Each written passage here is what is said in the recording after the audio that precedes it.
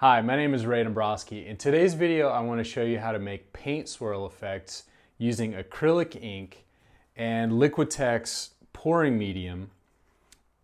And with this, you'll get some really cool, swirly, psychedelic looking paint effects.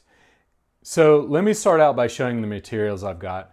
This is acrylic ink, and I'll put the brand in the show notes on my blog. I've got some squeeze bottles. I've got the Liquitex pouring medium. For later, after everything's dry, I've got some matte medium.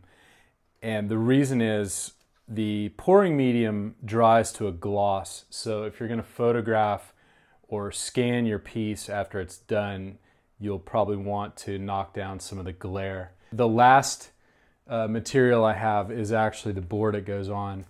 And it is gessoed artboard, and this one's by Speedball. But that gives you a nice white surface to start with. The other thing I have is just some paper towels, and I've also built kind of a container box. And the reason is when you do this pouring medium, it's gonna, no matter what, it's gonna spill off the side, and there's not a lot of control involved. So basically you wanna catch all the ink that runs off. So I'll go ahead and start by mixing up this ink. So what you want to do is just start with a little bit of ink. I'll put in 3 or 4 dropperfuls. And then this is also not an exact science.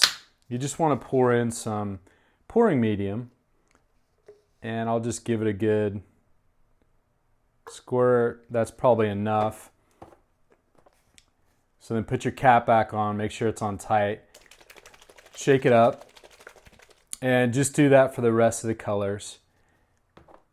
And I'll speed some of this up so you don't have to watch all of it in slow motion. And by the way, when this is done, I'm going to scan it, and you'll be able to download it to use in your own artwork if you'd like. And that's on my blog. Just follow the links below the video. And what you'll find is when you do this, you basically have control of when you put the ink down.